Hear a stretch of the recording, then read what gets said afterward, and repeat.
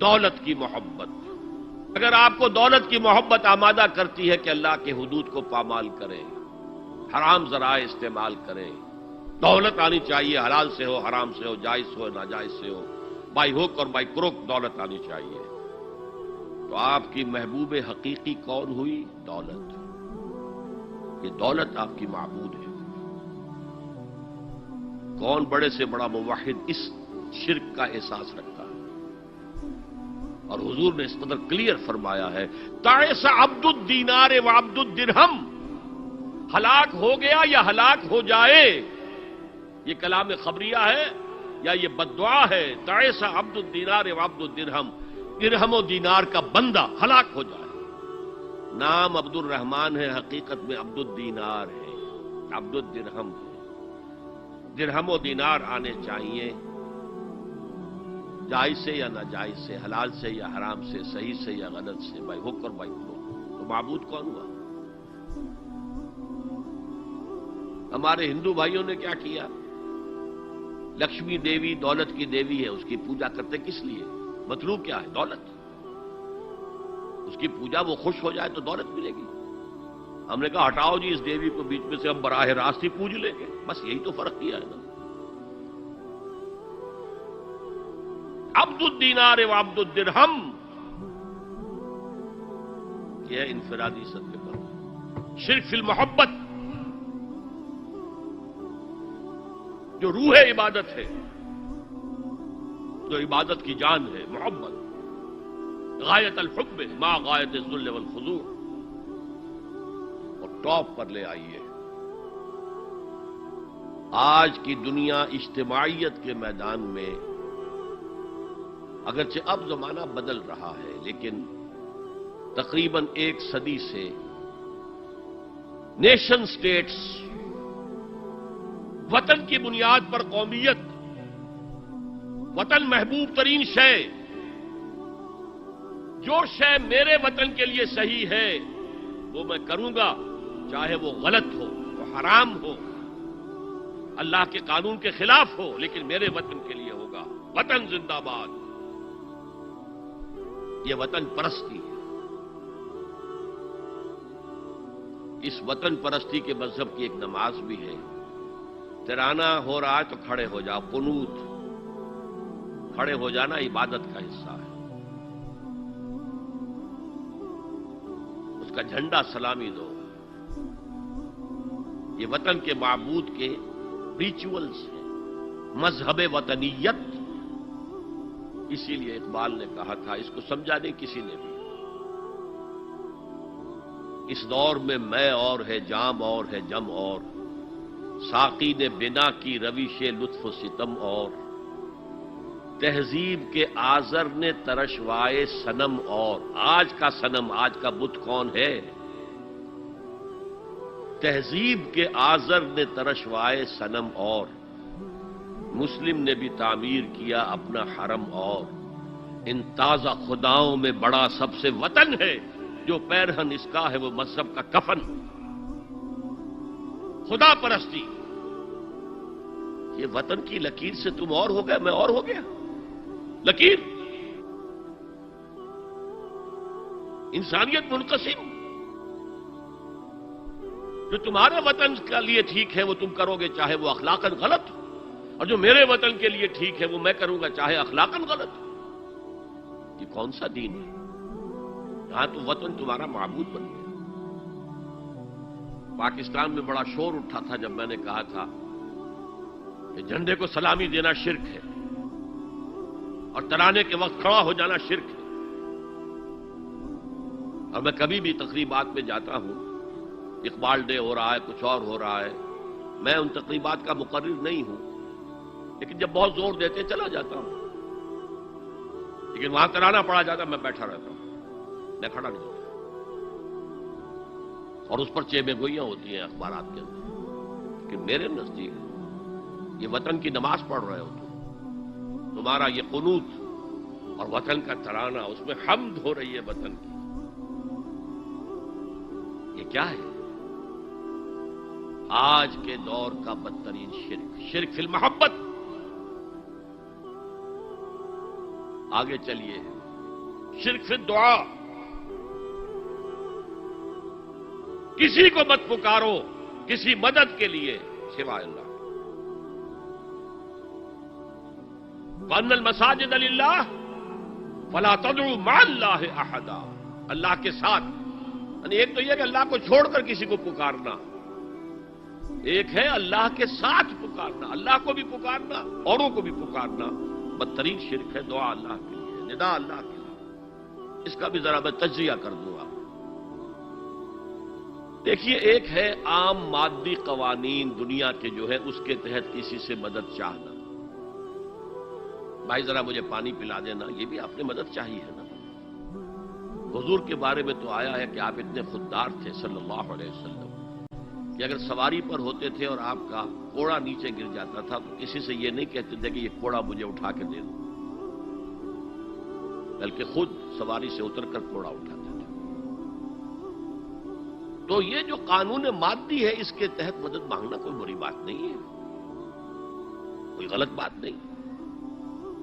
ماورائی اعتبار سے، غیبی اعتبار سے کسی سے مدد مانگنا کسے باشد کوئی ہو، شرک فی الدعاء۔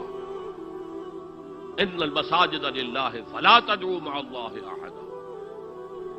ایک ہے استعارتن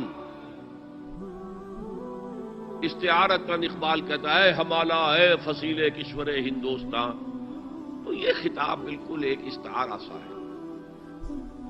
اسی معنی میں مولانا حالی نے اپنی مسدس کے اختتام پر جو مناجات لکھی ہے، اے خاصہ خاصان رسول وقت دعا ہے، امت میں تیری آ کے عجب وقت پڑا ہے۔ وہ دی جو بڑی شان سے نکلا تھا وطن سے، پردیس میں وہ آج غریب الغربا ہے۔ تو اس معنی میں اس لفظ استعمال ہو جائے تو اس پر بہت زیادہ الرجک بھی نہیں ہونا چاہیے، لیکن غیبی طور پر کسی کے بارے میں یہ عقیدہ رکھ کر کہ وہ میری مشکل کشائی کر سکتا ہے، حاجت روائی کر سکتا ہے، میری مدد کر سکتا ہے، یہ شرک ہے، اور اس کے شرک ہونے میں کوئی شک نہیں۔ ان المساجد للہ فلا تدعوا مع اللہ احد۔ اب دیکھیے، ہمارے یہ فرشتے یہاں بیٹھے ہیں نا، ہم کہہ سکتے ہیں ذرا بھائی میرا یہ کام کر دینا؟ نہیں کہہ سکتے۔ جبرائیل کو پکار سکتے ہیں، اے جبرائیل ذرا میرا یہ کام کر دینا؟ نہیں، وہ عالم غیب کی شے ہے۔ کسی ولی اللہ کی روح کو پکار کر کہنا کہ میری یہ مشکل دور کر دے، نہیں۔ اللہ سے کہیں، اللہ کو پکارے، اللہ جس کے ذریعے سے چاہے آپ کی ضرورت پوری کر دے۔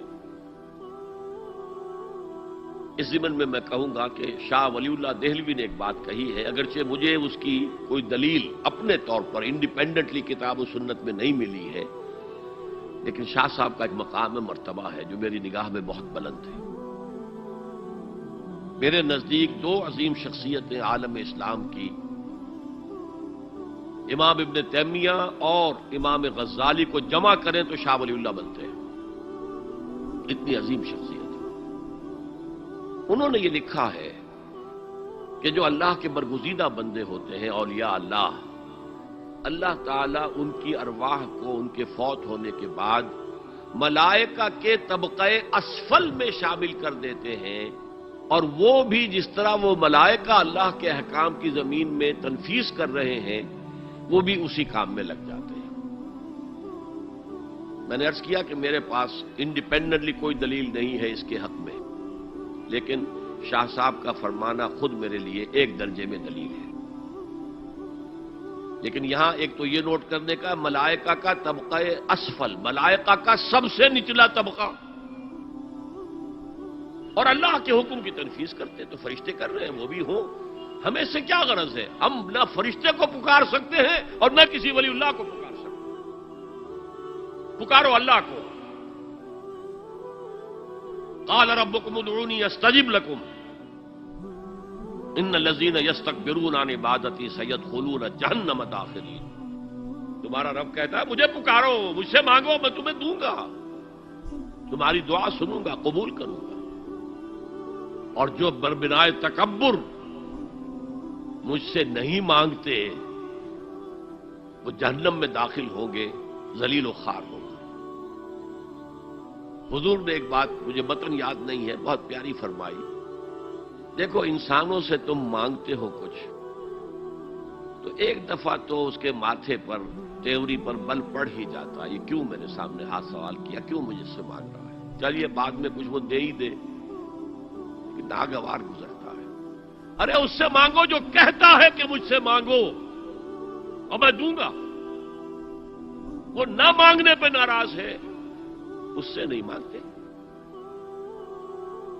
رات کے آخری ساعتوں میں، یا جسے آپ کہتے ہیں the small hours of the morning, حدیث میں آتا اللہ نزول اجلال فرماتے، جس کو ہم نہیں جانتے کیسے نزول ہوتا ہے، ذات باری تعالیٰ اس کے متعلقات کے بارے میں جو بات آ گئی قرآن میں حدیث میں وہ ہم مانتے ہیں. کیسا یہ ہم نہیں جانتے، اس کا ہاتھ ہے کیسا ہے ہم نہیں جانتے، اس کا چہرہ ہے کیسا ہے ہم نہیں جانتے، اس کی ساق ہے، اس کی پنڈلی ہے کیسی ہے ہم نہیں جانتے، وہ سنتا ہے کیسے سنتا ہے ہم نہیں جانتے، کیا اس کے کان ہیں، کیا اسے بھی ساؤنڈ ویوز کی ضرورت ہے سننے کے لیے، وہ دیکھتا ہے کیسے دیکھتا ہے ہم نہیں جانتے، وہ اترتا ہے کیسے اترتا ہے ہم نہیں جانتے. جو قرآن میں آ گیا حدیث میں آ گیا مان لیجئے بس. باقی یہ متشابہات میں سے ہے، اس کی کھود کرید میں پڑو گے تو فتنے میں مبتلا ہو جاؤ گے. ابتغاء الفتنۃ وابتغاء تاویلہ. لہذا حدیث میں آتا ہے کہ رات کے آخری ساعتوں میں اللہ سمائے دنیا تک نزول فرماتے ہیں اور پھر ندا لگتی ہے حل من سائل فاعطیہ، ہے کوئی سوال کرنے والا مانگنے والا کہ میں اسے دوں، حل من مستغفر فاغفر لہ، ہے کوئی گناہوں کی معافی چاہنے والا کہ میں اسے معاف کر دوں. ہم انٹا غفیل سو رہے ہیں، ہم تو مائل بکرم ہیں، کوئی سائل ہی نہیں. راہ دکھلائیں کسے، رہنم منزل ہی نہیں، راہ کسے دکھائیں. اللہ کے راستے پر چلنے کا فیصلہ کرو، اللہ کی راہ میں جہاد کا فیصلہ کرو، پھر اللہ راستہ کھولے گا. والذین جاہدوا فینا لنہدینہم سبلنا. وہ لوگ کہ جو ہمارے راستے میں جہاد کریں، محنت کریں، مشقتیں کریں، ہم لازماً ان پر اپنے راستے کھولتے چلے جائیں. تو دعا شرک فی الدعا، مانگو صرف اللہ سے، اللہ سے، اللہ سے. وہ چاہے کسی فرشتے کے ذریعے، چاہے کسی فوت شدہ ولی اللہ کی روح کے ذریعے سے، چاہے کسی کو بھی نہیں، براہ راست اپنے حکم سے. اس کی تو قدرت ہے جو چاہے کرے، کن فیکون.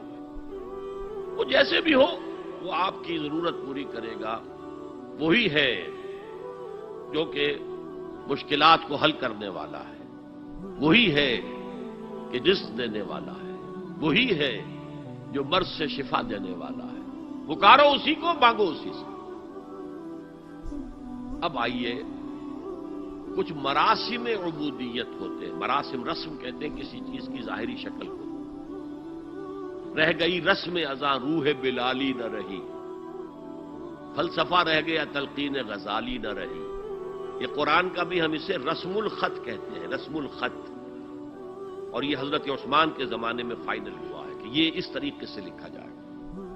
تو عبدیت کے اظہار کے لیے کچھ رسومات ہیں، جس میں سے ایک پر گفتگو ہو چکی، قنوت، والقانتین والقانتات.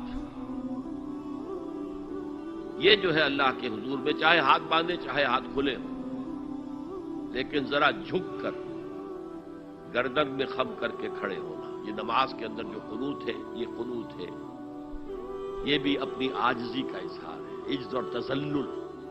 وہ جو ابن قیم کی میں نے ڈیفینیشن آپ کو بتائی، العبادت تجمع اصلین غایت الحب وغایت الذل والخضوع. حد درجے میں اللہ کے سامنے بچ جانا، جھک جانا، گر جانا،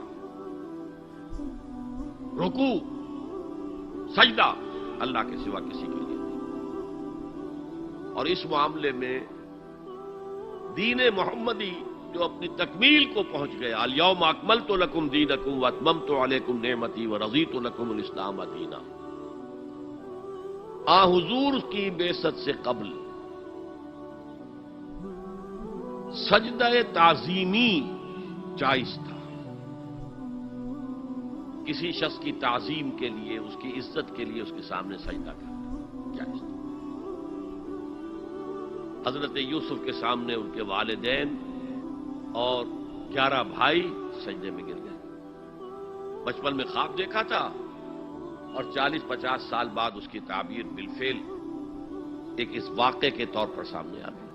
سجدہ کرنا، جھکنا، سجدہ کرنا، یہ جائز تھا. سجدہ تعظیم حضور پر شریعت مکمل، توحید مکمل. اب ہر نوع کا سجدہ حرام مطلق ہے سوائے اللہ کے کسی کو. ہمارے مسلمانوں نے بھی اپنے دور ملوکیت میں سجدہ تعظیمی شروع کرا. عدالت کے اندر بادشاہ کے دربار میں جا رہے تو سجدہ، سر جھکا کر رکوع کی حالت میں. یا آپ کے پڑوس میں جو حیدرآباد کی ریاست تھی، سلام کیسے کرتے تھے، کتنے جھکتے تھے، اور پھر وہ جھک کر وہ سلام ہو رہے ہیں. یہ مشرکانہ فعل ہے. مغلیہ دربار میں بھی تھا. شیخ احمد سرہندی رحمت اللہ علیہ نے کہا غلط ہے، حرام ہے، جائز نہیں ہے. دربار میں شکایت پہنچ گئی. آخر مخبری کرنے والے بھی تھے، حاسد بھی تھے. وَمِن شَرِّ حَاسِدٍ إِذَا حَسَدَ. طلبی ہو گئی، بلایا گیا، دربار میں حاضری. اور ایسا اہتمام کیا گیا کہ جب حضرت مجدد آگے آئے بادشاہ تک جانے کے لیے تو درمیان میں ایک دیوار سی حائل کر کے اس میں کھڑکی کھول دی کہ اس میں سے جھک کر گزریں گے نا تو رکوع کسی درجے میں تو ہو جائے گا. رکوع بھی سجدے ہی کی ایک شکل ہے، سجدے کا ہاف کہہ لیجئے. لیکن یہ کہ جب آیات سجدہ آتی ہے قرآن مجید میں، وہ عام نمازوں میں دیکھتا ہوں کہ وہ آیات سجدہ والی آیات پڑھی نہیں جاتی، حالانکہ ان کی ایک خاص کیفیت ہے. تراویح میں تو پڑھی جاتی ہے لیکن پہلے بتا دیتے ہیں کہ یہ دوسری رکعت میں یا پہلی رکعت میں سجدہ آ رہا ہے تو لوگ تیار ہوتے ہیں. رکوع بھی اگر فوراً ہو جائے آیت سجدہ کے بعد تو اس سے بھی اس سجدے کا حق ادا ہو جاتا. بہرحال حضرت شیخ مجدد رحمت اللہ علیہ دربار میں آئے تو اس کھڑکی میں سے پہلے پاؤں گزارے، پھر اپنا سر نکالا، پھر جیل میں ڈال دیے گئے، کوئی پرواہ نہیں. حاضر ہوا میں شیخ مجدد کی لحد پر، وہ خاک کے ہے زیر فلک مطلع انوار. گردن نہ جھکی جس کی جہانگیر کے آگے، جس کے نفس گرم سے ہے گرمی احرار. وہ ہند میں سرمایہ ملت کا نگہباں، اللہ نے بر وقت کیا جس کو خبردار. دین الہی، دین محمدی کے خاتمے کا اعلان تھا. اب بڑے بڑے مولویوں نے یہ اکبر کو سبق پڑھایا تھا. بڑے مولوی، درباری مولوی، انہوں نے سبق پڑھایا تھا. اللہ کا ایک دن 1000 برس کا ہوتا ہے اور اللہ کا ہر معاملہ 1000 سال تک ہوتا ہے. اب 1000 سال ہو گئے محمد کی رسالت کو، ان کی رسالت کا دور ختم صلی اللہ علیہ وسلم. اب دوسرا 1000 سال، اسی لیے الف ثانی کہتے ہیں نا، الف ہزار کو کہتے ہیں الف ثانی. یہ دوسرا 1000واں سال جو شروع ہو گیا ہے، اس میں ایک نئے دین کی ضرورت ہے. وہ دین اکبری ہے، دین الہی ہے. اور دین الہی کیا تھا؟ یہ ایک بہت بڑی سیاسی تدبیر تھی، اصل میں بہت بڑی سیاسی تدبیر، اور اس کا ظہور بعد میں بھی ہوا ہے ہندوستان کی سرزمین میں. وہ یہ کہ ہندوستان کی ترقی میں جو چیز سب سے بڑی رکاوٹ ہے وہ مذہبی اختلافات ہیں. لہذا ایسا کرو سارے مذاہب جو ہیں اسے ہاون دستے میں ڈالو، کوٹ کوٹ کے چورا چورا کر کے بناؤ صفوف، اور یہ مذہب سب کا ہو جائے تو مذہبی اختلافات ختم ہو جائیں. دوسری بات ان کی سمجھ میں یہ آ گئی کہ اصل میں اختلاف رسالت اور شریعت کی بنیاد پر ہوتے ہیں. لہذا دین الہی، بس خدا کو مانو، بس رسالت وغیرہ کو چھوڑو. خدا تو سب کا رب ہے، اسے آپ پرماتما کہہ لیں، مہادیو کہہ لیں، جو چاہے کہہ لیں، اللہ کہہ لیں، رام کہہ لیں. قل ادعوا اللہ والرحمن ایما تدعوا فلہ الاسماء الحسنی. قرآن کہتا ہے تم اللہ کہہ کر پکار لو یا رحمان کہہ کر پکار لو، جس کو بھی تم پکار رہے ہو یہ جان لو کہ تمام اچھے نام اسی کے ہیں۔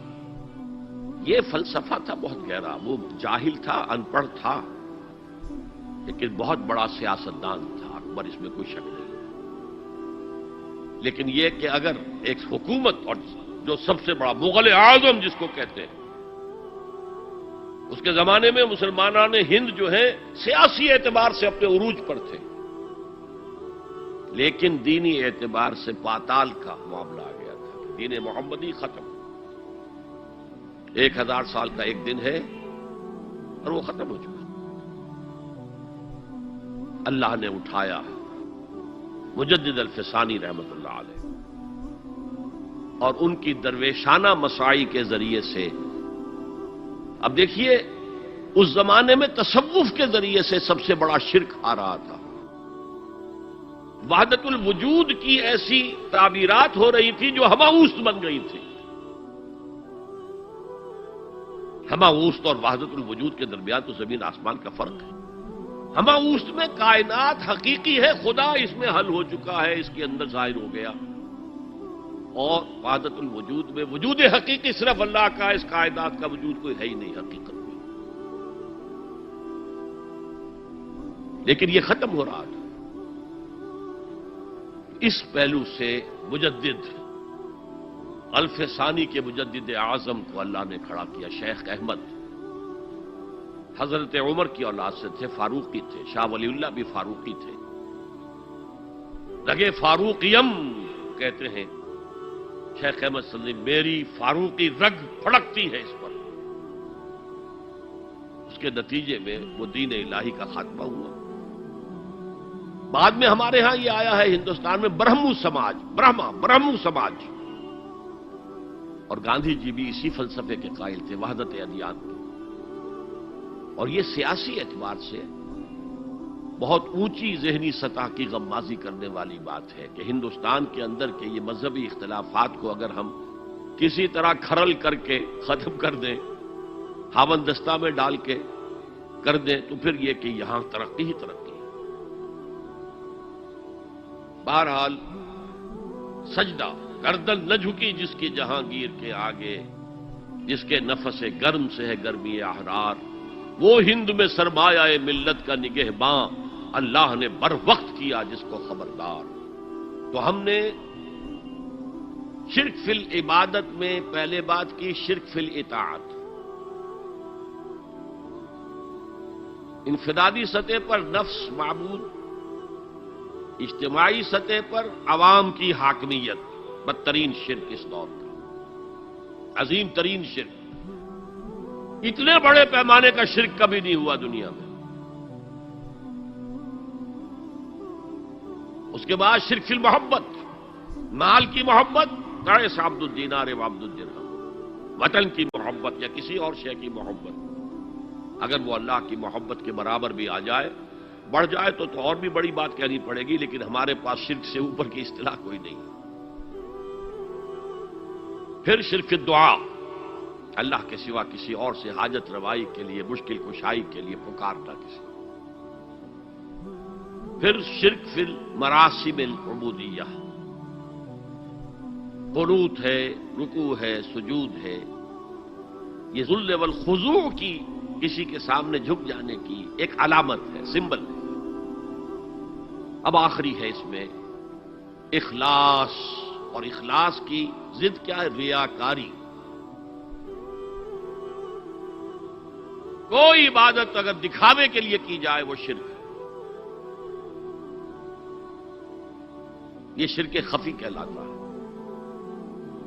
مال کی محبت کا شرک بھی شرک خفی ہے، نفس کی اطاعت کا شرک بھی شرک خفی ہے، اور یہ سب سے خفی شرک ہے۔ حضور نے فرمایا صلی اللہ علیہ وسلم، من صلی یرائی فقد اشرکا ومن صام یرائی فقد اشرکا ومن تصدق یرائی فقد اشرکا۔ جس نے دکھانے کے لیے نماز پڑھی اس نے شرک کر لیا، جس نے دکھاوے کے لیے روزہ رکھا اس نے شرک کر لیا، جس نے دکھاوے کے لیے خیرات کی صدقات دیے وہ شرک کر چکا. قد اشرکا یہ عربی کے مزاج سے واقفیت ہو، فعل ماضی پر قد جو ہے تو وہ پرفیکٹ ٹینس بن جاتا ہے. کر چکا، وہ شرک میں ملوث ہو چکا. من صلی یرائی فقد اشرکا ومن صام یرائی فقد اشرکا ومن تصدق یرائی فقد اشرکا. اور تجزیہ کر کے یہاں تک بتایا کہ اگر کوئی شخص نماز پڑھ رہا ہو اور جب وہ یہ دیکھے کہ کوئی اسے دیکھ رہا ہے تو اپنے سجدے کو طویل کر دے تو یہ شرک ہے. فرض کیجئے 5 سیکنڈ کا سجدہ وہ کر رہا تھا، اب اس نے 7 سیکنڈ کا کیا ہے. یہ 2 سیکنڈ کس کے لیے ہے؟ اس ایک سجدے کے 2 مسجود ہو گئے. وہ 5 سیکنڈ کا سجدہ تو اللہ کے لیے، 2 اس کے لیے شرک ہو گئے. ایک اور بات فرمائی صلی اللہ علیہ وسلم، شرک خفی کو پہچاننا اور دیکھنا اتنا ہی مشکل ہے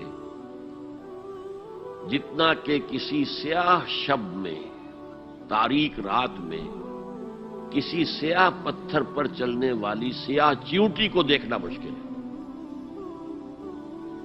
تشبیہ کا بلاغت اور فصاحت کی انتہا ہے. جیسے میں نے عرض کیا تھا کہ ایک جوڑے کی 2 جوتیوں کے مابین جو مشابہت ہے امت مسلمہ اور سابقہ امت بنی اسرائیل کی، ان کے اوپر جو حالات وارد ہوئے ان میں وہی مشابہت.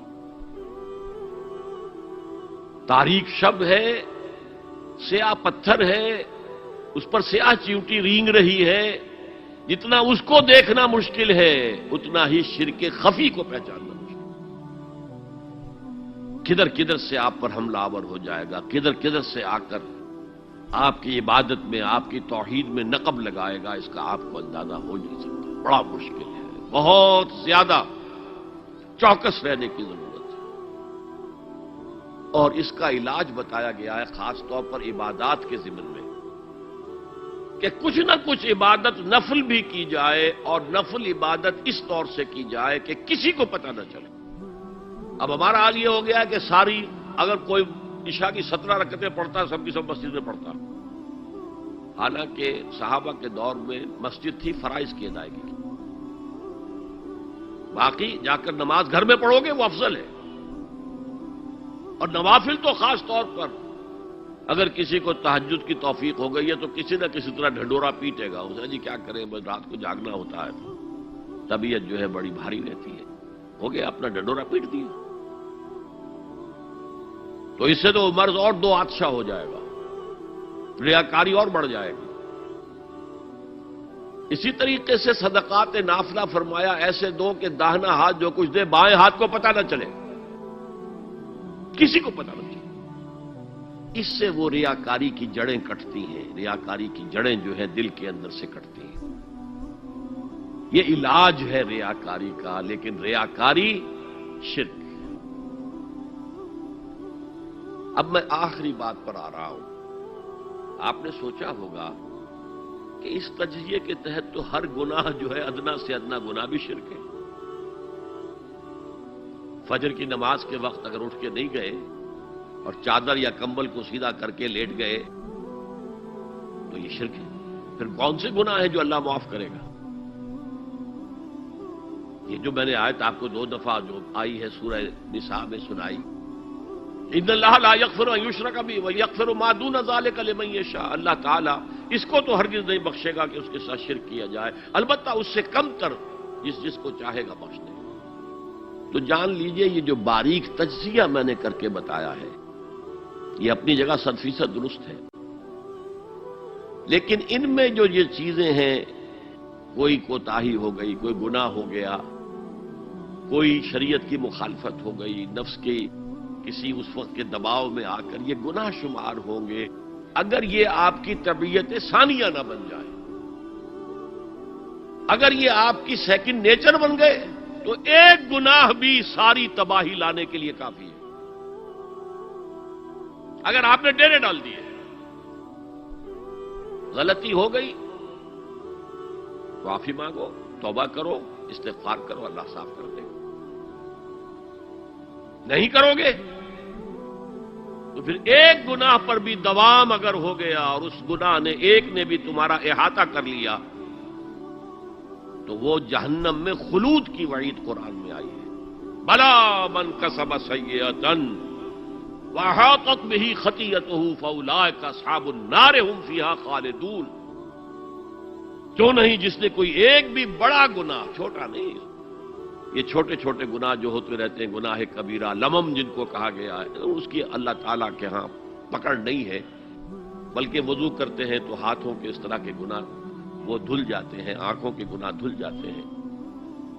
گناہ کبیرہ اگر ایک بھی کریا اور مستقل کیا اور اس پر ڈیرے ڈال دیے اور وہ آپ کا احاطہ کر لے، آج کے دور میں سود کا نظام، سودی کاروبار، وہ تو آپ کا احاطہ کر گیا، آپ کے پورے وجود کا احاطہ کر گیا۔ بلا من کسب، اور کسبہ کہتے ہیں جان بوجھ کر کرنا۔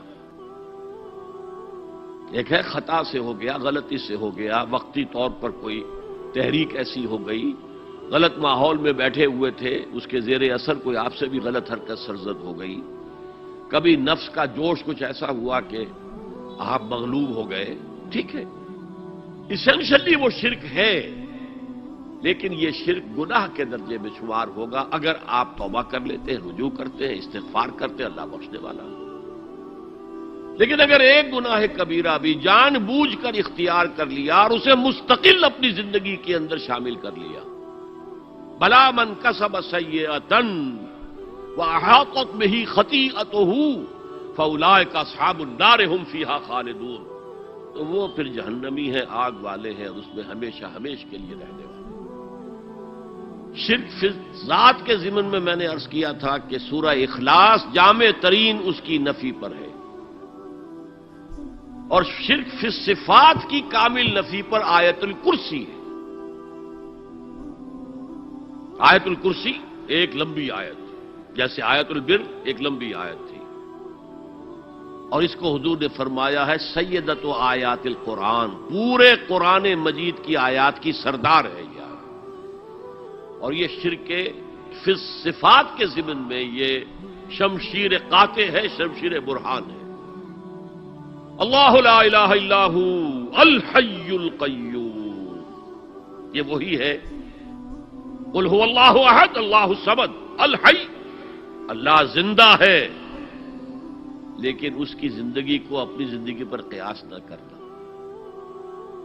تمہیں خوراک کی احتیاج ہے، اسے کوئی ضرورت نہیں۔ ما ارید منہم من رزق وما ارید ان یطعمون، مجھے کوئی احتیاج نہیں کہ مجھے کوئی رزق پہنچائیں، رزق دیں، مجھے کھلائیں، مجھے کوئی ضرورت نہیں۔ پھر تمہاری حیات نیند، اونگ، تھکان، ان تمام کمزوریوں کے ساتھ ہے۔ وہ الحی ہے، اپنی ذات میں خود زندہ ہے، حیات اس کی ذاتی ہے، کسی اور نے عطا نہیں کی ہے۔ ہماری تو مستعار ہے، عمر دراز مانگ کے لائے تھے، 4 دن 2 آرزو میں کٹ گئے، 2 انتظار میں۔ اور القیوم بقیہ پوری کائنات کے لیے وہی ہے، اس کو تھامے ہوئے ہے۔ لا تاخذہ سنۃ ولا نوم، الحی، حیات کامل، کہ اس کو نہ نیند آتی ہے نہ اونگ آتی ہے۔ لہ ما فی السماوات و ما فی الارض، آسمان اور زمین میں جو کچھ ہے اسی کی ملکیت ہے۔ تم کسٹوڈینز ہو، تم امین ہو، این امانت چند روزہ نزدماست، در حقیقت مالک شے ہر شے خداست، یہاں تک کہ یہ میرا جسم بھی میرے پاس امانت ہے۔ میں کون ہوں؟ میری خودی، میری انا، میری روح جو پوزیس کرتی ہے اس بدن کو، لیکن یہ پوزیشن ملکیت کا نہیں ہے، امانت کا ہے۔ یہ امانت، یہ ہاتھ بھی امانت ہے، میری زبان بھی امانت ہے، میری آنکھیں بھی امانت ہے۔ من ذا الذی یشفع عندہ الا باذنہ، یہ یہاں پر انداز بڑا پرجلال، کون ہے وہ جو شفاعت کر سکے اس کے دربار میں مگر اس کے اذن سے؟ کسی کا ذاتی، کسی کا زور، کسی کا اختیار نہیں ہے کہ جس کی بنا پر وہ شفاعت کرے، ہاں اللہ کے اذن سے۔ اور دوسری جگہ پر آتا ہے جس کے لیے وہ چاہے گا اور جس کو اجازت دے گا، جیسے کہ آتا ہے اما یتساءلون میں، یوم یقوم الروح والملائکۃ صفا، اور ان میں سے کوئی بھی بات نہیں کر سکے گا، کلام نہیں کر سکے گا. لا یتکلمون الا من اذن له الرحمن، سوائے اس کے جسے رحمان اجازت دے. وقال صوابا، اور صحیح بات کرے گا، کوئی غلط بات نہیں کرے گا. یعلم ما بین ایدیہم وما خلفہم ولا یحیطون بشیء من علمہ الا بما شاء.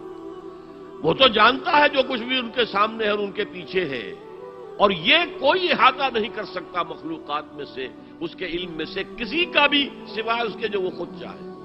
یہاں بڑے ہی لطیف انداز میں شفاعت باطلہ کے تصور کی نفی ہو گئی.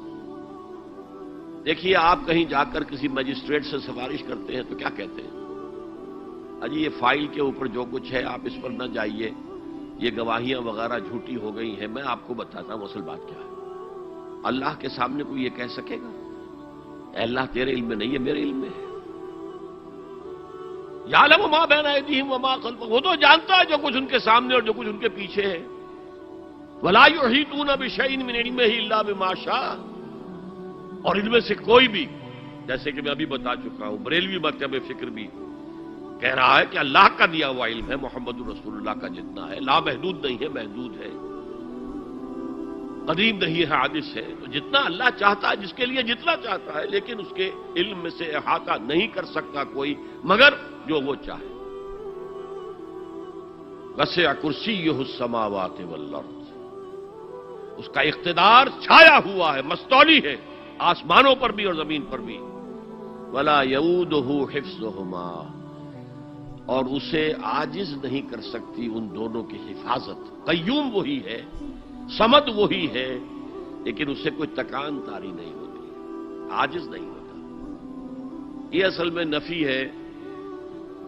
جو تورات حافظے سے مرتب کی گئی تھی، 587 میں نبوکدنضر کا جو حملہ ہوا تھا، اس میں اصل تورات گم ہو گئی. اس وقت سے آج تک وہ اصل تورات ان کے پاس نہیں. پیریڈ آف کیپٹیوٹی سے واپس آئے ہیں بیت المقدس میں، سائرس کے لطف و کرم کی وجہ سے، ذوالقرنین کے لطف و کرم کی وجہ سے. پھر یادداشتوں سے لوگوں نے وہ تورات مرتب کی ہے، تو اس میں انسانی فکر شامل ہو گیا. لہذا وہاں یہ لکھا ہے اللہ نے 6 دنوں میں آسمان اور زمین پیدا کیے اور 7ویں دن آرام کیا، یعنی کوئی تکان لائق ہو گئی. قرآن نے کہا، اللہ تعالیٰ نے فرمایا سورہ قاف میں، وَلَقَدْ خَلَقْنَا السَّمَاوَاتِ وَالْأَرْضَ وَمَا بَيْنَهُمَا فِي 6 أَيَّامٍ وَمَا مَسَّنَا مِن لُغُوبٍ. یقیناً ہم نے آسمان اور زمین اور جو کچھ ان دونوں کے مابین ہے انہیں 6 ہی دنوں میں پیدا کیا. وہ بات ٹھیک ہے، لیکن ہمیں کچھ تکان لائق نہیں ہوئی کہ ہمیں کسی آرام کی ضرورت ہوتی. لا یؤودہ حفظہما وہو العلی العظیم. العلی وہی ہے، سب سے بلند و بالا. لتکون کلمۃ اللہ ہی العلیٰ، تاکہ اللہ کا کلمہ سب سے سربلند ہو جائے، اور وہی عظیم ہے، عظمت والا. اللہ تعالیٰ مجھے اور آپ کو اس سے بچائے، اپنے سابقہ زندگی کے گناہوں پر توبہ کرنے کی اور اللہ سے استغفار طلب کرنے کی توفیق عطا فرمائے، اور اپنے دینی فرائض کی انجام دہی کے لیے کمر بستہ ہو جانے کا عزم مصمم کر لینے کی توفیق عطا فرمائے. اقول قولی ھذا واستغفر اللہ لی ولکم ولسائر المسلمین والمسلمات. اب ہم سوالات کا سیشن شروع کرتے ہیں. پہلا سوال ہے، اگر کسی مسلمان کو یہ نہیں معلوم ہو کہ وہ جو کر رہا ہے وہ عمل شرک ہے یا نہیں، تو کیا اس کا یہ شرک معافی کے قابل ہوگا؟ دیکھیے، اگرچہ قانون تو یہ ہے دنیا کا، ignorance of law is no excuse. قانون سے عدم واقفیت کوئی عذر نہیں ہے. قانون تو پھر پڑھتا ہے، لگتا ہے، لاگو ہوتا ہے، عائد ہوتا ہے. لیکن اللہ کے ہاں ایسا نہیں ہے. وہ ہر شخص سے اس کے اپنے حالات کے اعتبار سے حساب لے گا. کن حالات میں پیدا کیا گیا، کیا جینز اس کو دیے گئے تھے، کن حالات میں وہ پلا بڑھا ہے، اس کے انوائرنمنٹل فیکٹرز کیا تھے. پھر یہ کہ جن لوگوں کی ذمہ داری تھی کہ اسے دین کا پیغام پہنچائے، انہوں نے